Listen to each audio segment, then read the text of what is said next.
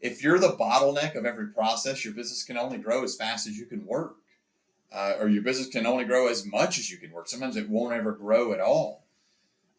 It's not scalable. You can't continue to expand the business. Hey there, it's Jeff Luther, and you are diving into the podcast for the Service Business Blueprint.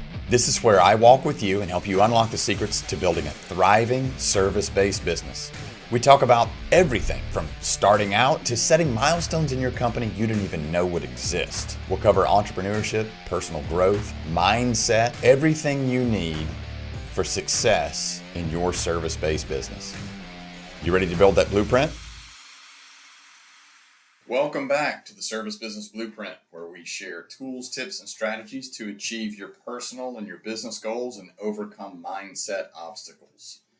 I'm your host, Jeff Luther, and today we're tackling a topic that every leader, entrepreneur, manager has wrestled with. It's delegation. Why is it so hard to let go, even when we know it's necessary for growth? Since scale is a buzzword these days, so I'm going to use that in my opener here to make sure that I have your attention. So scaling, there you go.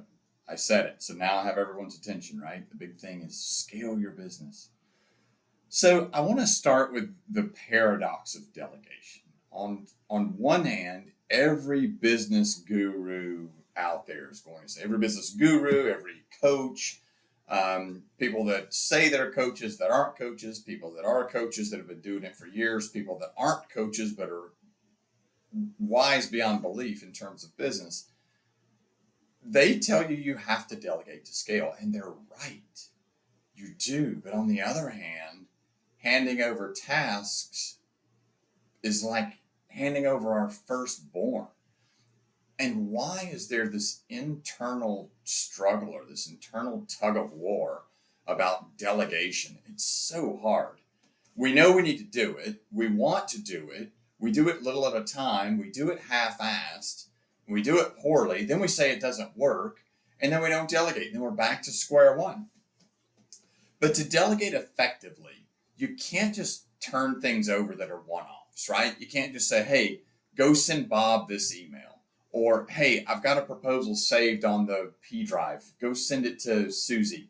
Or whatever it is. You can't just do these one-offs because that's like playing fetch with a retriever, right? You just keep throwing the damn ball. And you only get that break while they're sprinting out to grab the ball. As soon as they get the ball and come back, you're right at it again. So these one-offs do not work. So first, there's this illusion of control. When you're doing everything yourself, you sort of develop a rhythm, a way of doing things, a way that feels right, where you know what's going to happen next. Letting someone else take over means risking they're not going to do it your way, or worse, that they'll mess it up entirely. Then there's that whole perfectionism trap. You might think, well, I'm the only one that can do this exactly how I want it, or I'm the only one that can do this perfectly. I've done it so many times. Maybe you're right, but I do know for certain that perfectionism is the enemy of progress. I always tell my kids, okay, if you want it to be perfect, perfect is the enemy of done, because it will never be perfect. If you're waiting on somebody to be as good as you are at every task, you're going to be waiting forever. Your business is going to be waiting forever. And the person that's as good at it as you are, the person that can do the task as good as you can, the person that can make the calls as good as you can, the person that can write the report as good as you can, that is your competitor. They're not going to work for you. So get over it. So maybe think this way, right? When we're worried about tasks, we're worried about delegating, we're worried about giving people things that we're not entirely sure they can do well, or we're expecting perfection. This is one thing that I finally realized in my business. I had this epiphany one day where, wait a second, I started at zero. So short of breaking the law, there is nothing they can do that I can't recover from. I started at $0. I grew it to $3.5 million. So I started with nothing. I made a ton of mistakes along the way. And I didn't really know how to fix those mistakes. I had to work through fixing them. So now that I've made them, now I know how to fix them. So delegating things to people and they mess them up is not a big deal. We all learn. And they fail and they learn from their failure. They're better from it. So you have a better employee in your organization. And then finally, there's in this whole paradox of delegation, this sounds crazy. And if you haven't been here, then you can't understand it. But I suspect the majority of my listeners who are business owners, I suspect you're going to get it. There's this fear of being dispensable. This is a sneaky one. If you delegate too much, then what if your team realizes they don't really need you? And all of a sudden you've become unimportant. All of a sudden you've become even worse, irrelevant. I used to make a joke when people in my office would ask me to do something or let me do something would be better. I would say, okay, grandpa's going to hold the baby, particularly like in busy summer months when kids were out of school, people were wanting to go on vacation and phone coverage was tough. They would let me cover phones or send emails or do something that needed to be done that I wasn't great at. It's funny because I created every job in the company. And some of them I just can't do well anymore. Some of them I can't do at all anymore. But I would say, okay, well, I'll get phones on Saturday from 2 to 6. Okay, we'll sit down, Grandpa, and we'll give you the baby. So it was an ongoing joke. But that fear of feeling irrelevant or that fear of feeling dispensable can keep us holding on to tasks that we should let go a long time ago. When I delegate, I tell my folks to lean on me, use me as a resource. It makes me feel relevant. It makes me feel smart. So then we'll flip that script a little bit, not a little bit, a lot. We'll flip it a lot. Let's, for a moment, talk about what happens when you don't delegate. And spoiler alert, what happens is not good. It's ungood. First, there's burnout, and I have been through it recently. This is when you're doing everything yourself. There's no time to rest. There's no time to think strategically, no time to grow, to work on the business. This is the fun part. This is the secret sauce, where you're the innovator in your business, where you're the visionary, where you're thinking about new strategies to implement, new resources to give your folks, new processes to write to make lives easier for the people that are doing the work in your company. Those are the fun things. And when you can't do those things, you run the risk of burnout. You're stuck in the day-to-day grind, and that leads to exhaustion, mental exhaustion, emotional exhaustion, physical exhaustion. Believe me, I know. Then we don't treat people well. We don't think clearly. Complaints that we get in our organization, when people call and complain, those are met with resistance as opposed to acceptance. We act like a dick as opposed to trying to get it resolved. It doesn't lend well when we are doing everything ourselves and keeping everything under our thumb. It's a bigger issue, or it can turn into a bigger issue. Then you carry that shit home with you. Do you think your partner is going to be thrilled to keep supporting you in a business that's making you miserable? So then it's kind of like a snowball effect, right? Then there's also stagnation. You run the risk of stagnation. So we have burnout. Then we run the risk of stagnation, just the business getting stagnant. If you're the bottleneck of every process, your business can only grow as fast as you can work. Or your business can only grow as much as you can work. Sometimes it won't ever grow at all. It's not scalable. You can't continue to expand the business. Your vision might be huge, but if you're handling every little detail, you're holding your business back. For me, the big problem in my business, it's a home inspection company. So the biggest issue we had for growth in my business early on, this was probably, 12, 15 years ago, was bandwidth. When we really started growing, we were really hitting our stride as an organization. Bandwidth was a problem. We just didn't have enough employees, enough inspectors to handle the amount of work that we were creating. We were doing a great job, doing great things. And people were calling us through our marketing efforts. People were calling us just word of mouth. through great experience that other folks had had. And so bandwidth was the thing that held us up, and that was me training new inspectors, and I never wanted to let go of that. So I was the bottleneck in the organization. So because I couldn't train or didn't want to train or couldn't develop a process to train further, I didn't want anybody else training our inspectors. I didn't think they could do it as well as I could. Well, shit, it wasn't getting done at all. So for me to find a great trainer was one of the best things I've ever done in our business. It's somebody that would train our home inspectors. And finally, so then we have missed opportunities. When you're too busy managing all the stuff, all the small stuff at that, then you're missing out on the big stuff, on the opportunities. And I assure you, your competitors are not. You're missing out on big opportunities. You're missing out on partnerships. You're missing out on innovations, things that could take your business to the next level. Well, I'll just take a very small thing, for instance. Early on in my company, I say early on, we'd hit a stride in our company where I had a trainer, I had someone doing our marketing. I didn't have anybody in operations, so I was still doing operations. And our marketing person, who was amazing, was hearing that our clients were wanting a new service to add on to our inspection. It was sewer scoping. And I kept fighting, and it's like, no, it's not important, it's not important, it's not important. And the reason deep down that I was fighting is because I didn't have the bandwidth to implement a new product or new service into our organization. So I just kept acting like it wasn't important, when really what it was is I didn't have the bandwidth. I was missing that new opportunity. We've been doing it for a few years now, and it's been amazing. But not having someone to delegate operations to meant that I stayed in the grind. And if I'm in the grind, then I'm not implementing anything new. I don't have that vision. Shit, I just want to survive for the day.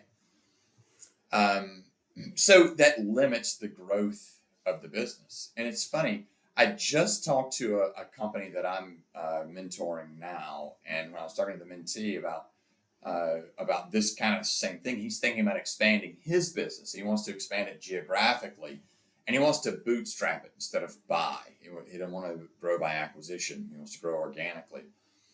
If you think about what he's trying to do, his competitors in that marketplace, he's going to move into a new market and be a competitor. Well, his other competitors are established there. So they're able to take advantage of any opportunities that come along because their business is set and now they're trying to grow. So they're already ahead of him. They're moving faster than he will be or would be or is, I guess. So that's something to think about too. So while it might feel safer to keep everything in your own hands, the reality is that not delegating comes with its own set of risk. It's an inherent risk that can be even more damaging to your business in the long run because you're not keeping up. You're putting all that effort into just surviving, just maintaining, and you can't keep up. So another thing to talk about, kind of almost like the paradox of delegation, but why delegating feels so personal. Let's dig a little deeper into that. It's not just about the tasks themselves. It's about trust, about identity, and sometimes even our ego. Much to the point that I made earlier about feeling relevant. Your ego takes a hit when people start doing things better than you. For one, there's a deep sense of ownership.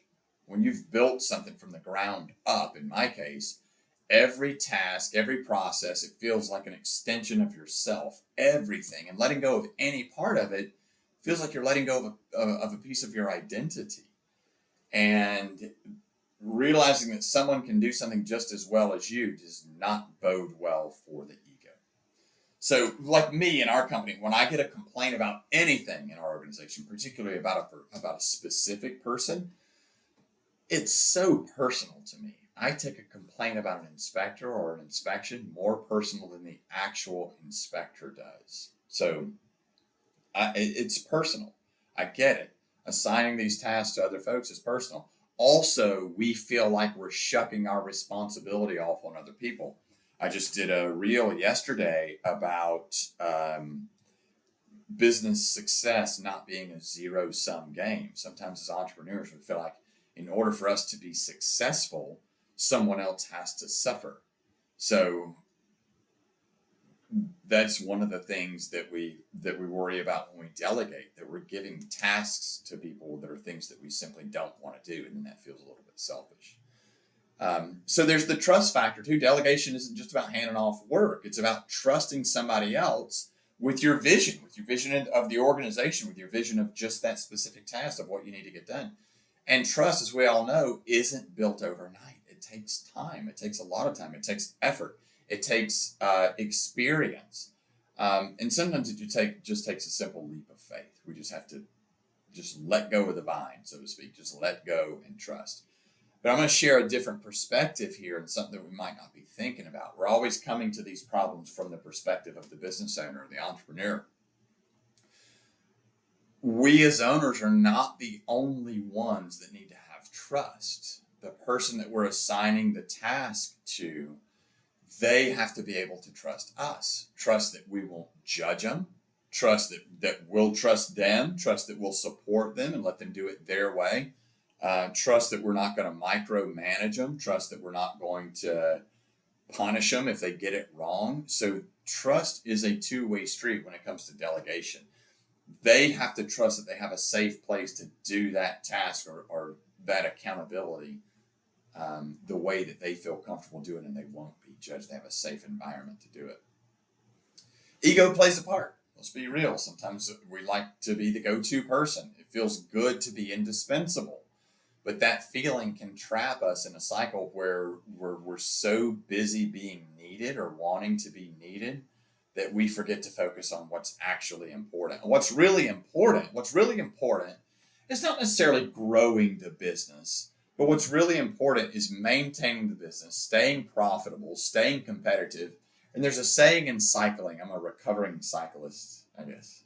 But there's a saying in cycling when you're in the peloton, which is, like that big pack of bike riders, you're never stagnant. You're always moving forward or you're moving backwards. And I look at that the same way in business. While, we might maintain the same revenue year after year after year with the same 17% profit margin year after year after year, the same number of employees year after year after year.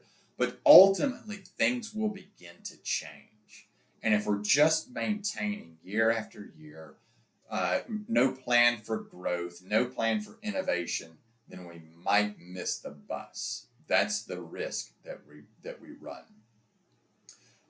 So hanging on to being that go-to person can get you trapped in a cycle where you're so busy being needed or wanting to be needed that you forget to focus on what's really important. And that may be growth, that may be maintaining, that may be free time.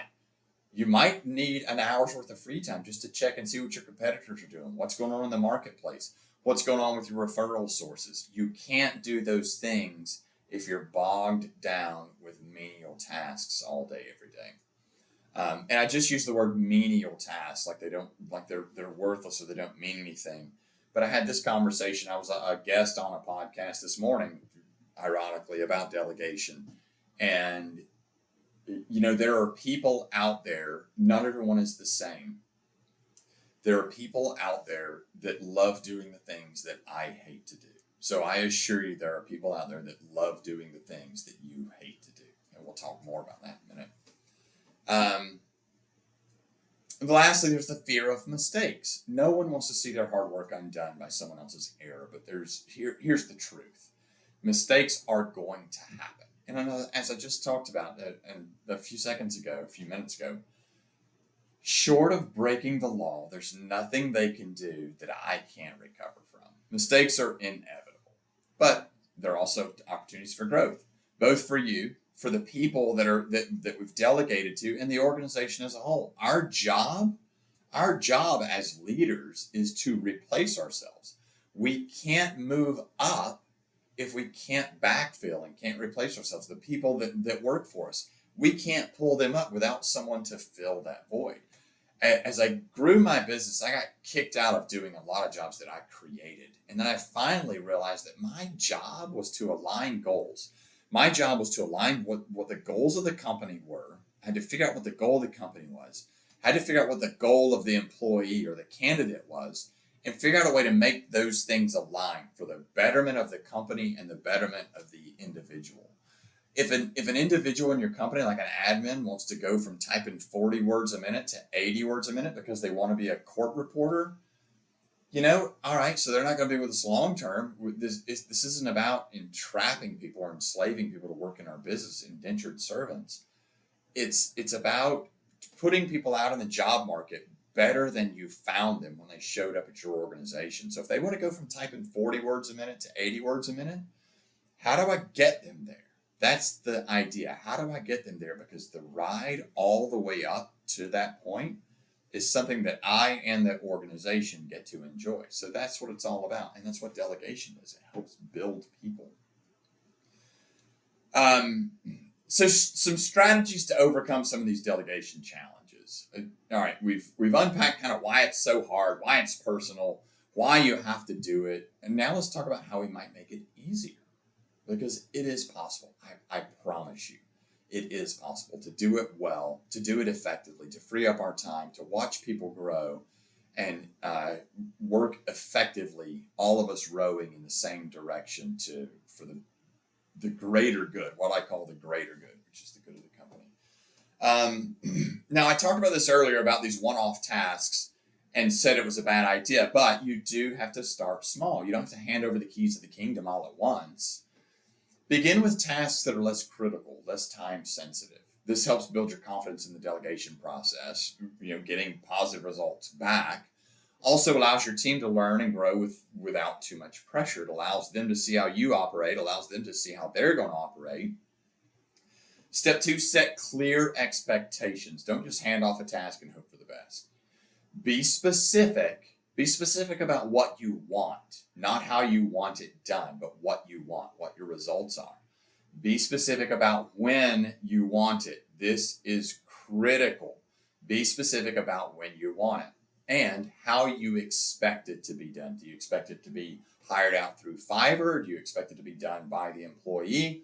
The clearer you are, the less room there is for effort. And being specific about when you want it done, this is most critical. Like I said, Tuesday by 4 o'clock. Be specific and repeat it a lot, because a lot of times Tuesday by 4 o'clock, people will say end of day. Hey, let's have it Tuesday by end of day. Well, everybody knows end of day is 5, right? Because we work 9 to 5. Well, end of day might be 11:30 for someone, 11:30 in the evening. So be specific about that time frame. When do you want it done?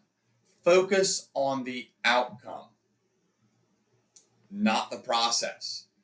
This one's big. Instead of micromanaging how a task gets done, focus on the result. And if anybody's read The 4-Hour Workweek by Tim Ferriss, that might be a good one to pick up. Excellent book. I disagree with a lot of it, just for the room out there. I disagree with a good bit of that book, particularly the championship belt that he won, some kind of obscure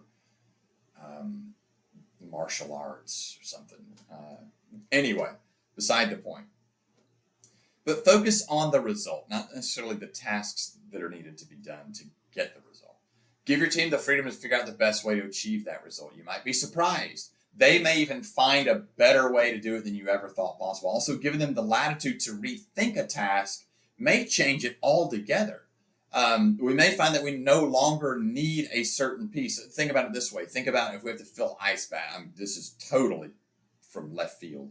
But think about if we have an organization where we have to fill ice bags every day, right? Well, one thing we have to do is we have to take all these ice trays and take them down the hall to a sink and fill the ice trays up with water, come back, and we have to stack them in the freezer and be sure not to spill them because the ice has to be a certain size, and all of these things that we do just to get the ice trays back in the freezer. And then we got to wait so many days for the water that's in the ice trays to freeze. Well, what if somebody came up with an idea of an automatic ice maker? Now, all of a sudden, the whole game has changed in getting these ice bags filled up. The ice is automatically being made in this automatic ice maker, so we're not walking down the hall and filling it up. I think you get the idea. But giving them the latitude to rethink a task might be huge. Build a culture of feedback. Open and honest, open and honest, open and honest. Those are things that we say in our organization a lot. Create an environment where mistakes are seen as learning opportunities. Provide constructive feedback and encourage your team to share their own ideas and their own improvements. And finally, let go of perfection. Accept that things won't be done the way you would do them. And that's going to be fine. It's going to be okay. Progress is better than perfection anytime. Take a step, the ground will find you. Take a step, the ground will find you. And sometimes good enough is, well, just good enough, right? If they could do it as good as you, I've already said this, if they could do it as good as you would be competing with them. And you don't want that. I use 80%. I think in my mind, 80%. I do that in hiring. I do that when I'm delegating. I do that with presentations that people are giving, 80%. Delegation is tough. Just in closing, we all know delegation is tough. It's challenging, but it's absolutely necessary in a business. Not even if you want to grow, just if you want to keep some sanity. But by starting small, setting clear expectations, focusing on outcomes, embracing imperfection, not settling. There's a difference between the two, or not being complacent. But embracing imperfection, you can learn to let go and let your business grow. All right, thanks for tuning in to the Service Business Blueprint. If you're tired of learning things the hard way about solving this problem with delegation and others, I can help. I do have a mentoring program, a coaching program. You can message me on the gram at Service Business Blueprint. If you found today's episode helpful, please share it with a friend, leave a review, or drop us a message, or do all of those things. And you can even comment with your own delegation struggles, or please, even more importantly, if you have found some successes in delegating that aren't mentioned here, that would be amazing if you could share them with us and our audience. I'm Jeff Luther, and I love seeing you guys here, and I absolutely can't wait to see you next time. Keep grinding.